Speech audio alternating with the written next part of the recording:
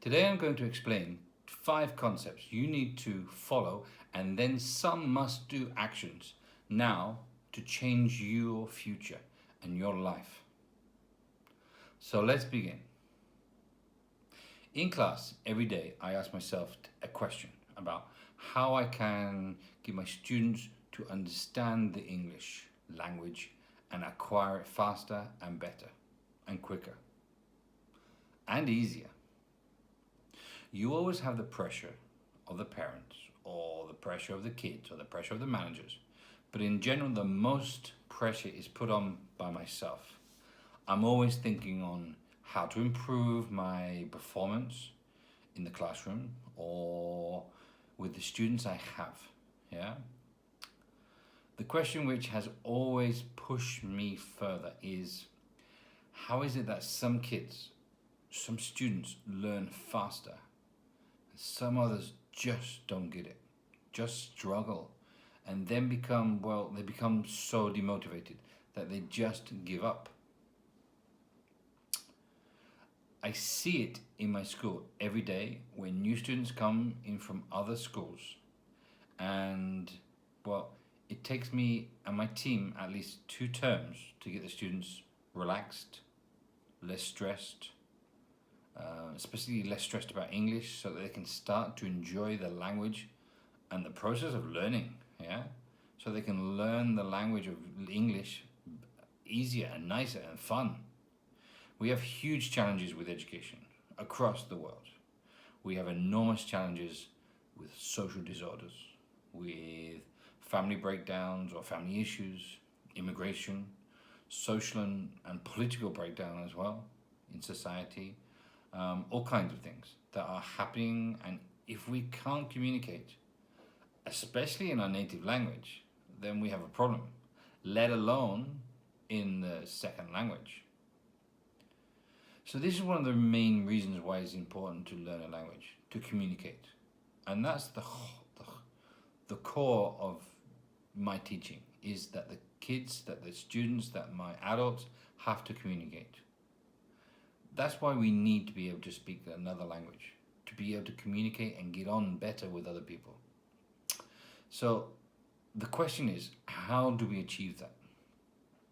Well, I put together 5 concepts that must happen for the language to be acquired. Yes, there's probably more, and maybe more important ones, but these are my 5 concepts.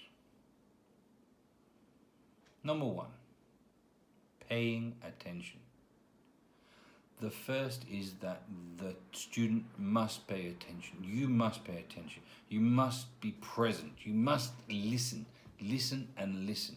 Yes, and be open to receiving that information, because if not, you've closed the door, you've put up the shutters. There are 2 aspects to paying attention. You have to pay attention, but also the second is that the teacher needs to get you motivated. They need to capture your attention via humor or topic or power of speech or methodology. Yeah, the teachers need to capture your attention. But importantly, if the student is not there in mind, however much the teacher tries, you will not understand or acquire the information. You need to be open. There is a major responsibility on your part not to switch off. 2, you need to communicate. You need to communicate, or communication improves meaning, which means acquiring. Yes, you need to and have that need to communicate. In my class, you have to. There's no option. English is there, and you have to. There's no option that you cannot have the fallback of your native language, because this just makes you always fall back to it. So there's no pressure. You need that little bit of pressure on you to focus your thoughts, to pull the memory, to acquire that sound, that pronunciation. Yeah, and the more you do that, the quicker the process will be to understanding and to using it and communicating better. So when you get to that point of making sure you understand the message, you will acquire the language faster and also unconsciously. Comprehensional activities work more than grammar and vocabulary activities. That's why projects and real communication activities work better than just filling the gap, especially when you're learning a language. Learning a language is not about obtaining lots and lots and lots of knowledge. You need it, but it's also about being able to communicate, which means that you need a systematic and consistent practice of mental or physiological skills. Meaning you have to practice, you have to speak, you have to pronounce, yes? You have to increase the enjoyment or achieving greater self-satisfaction in learning the language. In short, you need to acquire the skills of speaking and listening so as to use them first. Babies didn't start with grammar and vocabulary. Babies started with listening, yes? People can be in a room and listen to Spanish or listen to English or listen to a language and switch off. If you don't have the skills or you're not paying attention or don't want to be open to learning, then acquiring the language is going to be so difficult. Another aspect is the contents need to be relevant. The importance of relevance to the topic has to be one of the highest things. In schools, we use projects focused to capture the attention of the children so that they become motivated, they become entwined in the project, whereby they are taking the project where they want it to go, yes?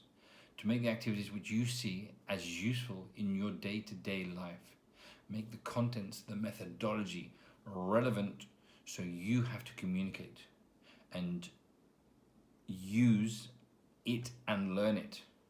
If you can teach someone in another language, then you have acquired sufficient communication skills and have the level of language you need. That is what you need to get to when learning. Can you teach someone else what you are trying to learn? Because if you can, then you've mastered the language. The next one, memory. Mastering the action. Communication is key. Listening is key. But if you can't hear it, you can't understand it. And at the end of the day, if you can't memorize it, then you are always working with a blank canvas. So memory is a key importance in learning, yes? You have to have that balance of knowledge and communication skills. 1,000 key frequency words will allow you to speak 90% of the conversations you will need to communicate. You need to be able to memorize those words to be able to use them. However you memorize them, whatever technique suits you. The next one is psychophysiological state. And it's a well-known factor. Yeah, it is well documented.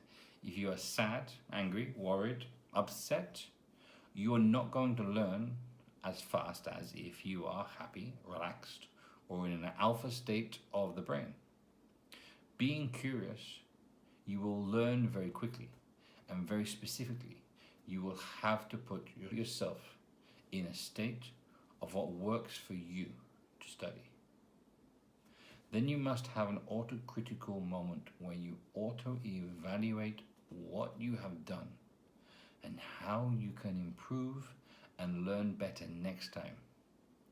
You have to train your mind and put your mind in a state where you can acquire that language. Meditating beforehand, listening to music, getting that focus or attention before you start your learning period. Another area is that you need to go into the learning period, knowing you will make mistakes. And it's okay to make mistakes. You can't learn a language without making mistakes. So talk, talk and talk. You must get past this moment of embarrassment. I have kids coming up to me every day. I don't want to speak. I can't speak. I don't. You can speak. You will speak. You are fantastic at speaking. You just need to practice and get rid of this embarrassment. So, actions to take before learning a new language or continue. Number 1, listen hard. This is so important. If you don't understand people, ask questions. Get that understanding. Listen and get the understanding, whether it's visual or orally. Number 2, the second action is that you have to understand the meaning. Start with the body language. Just by watching the body language, the pronunciation of the mouth, the way people speak, really start to focus on these areas as well as what you hear. Imitate them. Number 3 is mix it. Maybe you haven't thought about it before, but mix your vocabulary. 1,000 high important words are more important than 1,000 verbs or 500 verbs. Learn it in sets of 10 verbs, 10 nouns, 10 connectors, 10 adjectives. The 4th rule is to find a guide, a teacher that will help you, but not only explain the grammar, but the culture and what makes the language important, and making sure that the language learning process is relevant to you.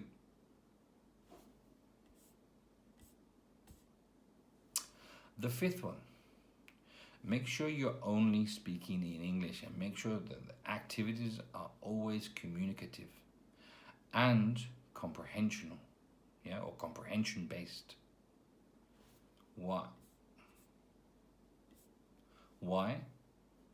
Because it is proven that comprehension-based activities are better than grammar, better than vocabulary, and you, at the end of the day, want the language to communicate. It's no good coming out of university or no good coming out of B2 exam and not knowing at the end of the day how to speak, how to communicate with people. 6th, stay positive. Always get positive feedback and listen to your favorite music and get in that mood of listening to English every day. Whether it's before the class, after class, before going to bed, so the sounds come to you naturally. 7, imitate other people. Imitate their faces, their body language. So important to get the feeling of the language. And finally, practice. Practice with people, practice with friends, practice online, It's so important that you get that practice of communicating, especially orally. And that depends on your memory at the end of the day, You've got to find how you are going to memorize these words, These vocabulary, whether it's expressions, whether some people prefer writing, others prefer listening to it, others prefer actually having to speak it and say it. It depends on you and how you learn. If you follow these steps, then you will be speaking in no time whatsoever, or communicating in all aspects of the language. I hope that has helped you. Give me your feedback, students and or teachers. That's all for me. If you like the video, then give me a thumbs up, and if you haven't already, subscribe to my channel. Thank you very much. Jason out. Bye for now.